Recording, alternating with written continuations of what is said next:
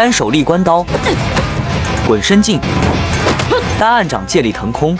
春秋刀法力劈华山，关刀力劈人马俱碎，所有人都不敢硬挡。左风刀，右滚刀，五花刀云凶，旋风扫堂，回身斩力劈华山，这是真给尼泊尔军刀面子了，竟然没有一刀直接劈碎。抹妖刀顺势回头盘根，利刀换手，翻身提撩斩，利亚及时后仰，差点被封喉。尼泊尔压刀硬扛，斜刀勾踢。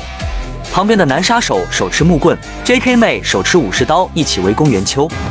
春秋刀法关胜拖刀，翻身砍力劈华山。春秋一盏灯辽带抛行中，一马三刀技刀使连环行。关刀技法有春秋八法，相传为武圣关羽所创。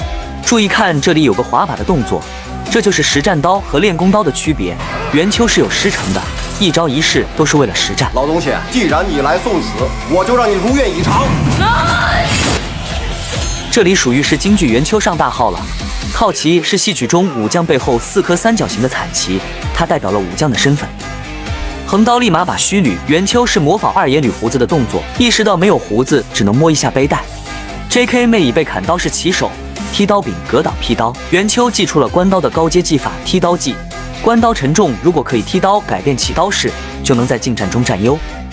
春秋刀法关胜探营，左风刀袁秋以1敌3，依旧丝毫不惧，青龙摆尾。五花刀顺势换手，旋风扫堂。利亚的三棱刺差点戳到了袁秋，倒旋踢，随着关刀脱手，三人的围攻被袁秋一个巴掌化解。这叫靠旗转刀，是京剧刀马旦的绝活之一，不过一般都是靠旗挑花枪，这里明显是电影艺术化了。关刀带着吊灯坠落，众人去室外大战。袁秋眼睛被利亚弄得睁不开，瞬间回忆起自己年轻时和阿鬼一起的时光。单手接关刀，过顶五花刀，五花刀过背。老梁阿鬼此刻都是瞎子，只能双人配合耍关刀。利亚将三棱刺组合铁棍，呼应了传武中枪棍合一的理念。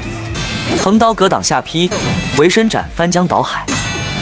关胜探营，左滚刀，双手握斜劈，蛤蟆翻身，乾隆折身顺势接刀，提撩刀，青龙摆尾，火焰关刀横扫一切，两个杀手只能躲闪。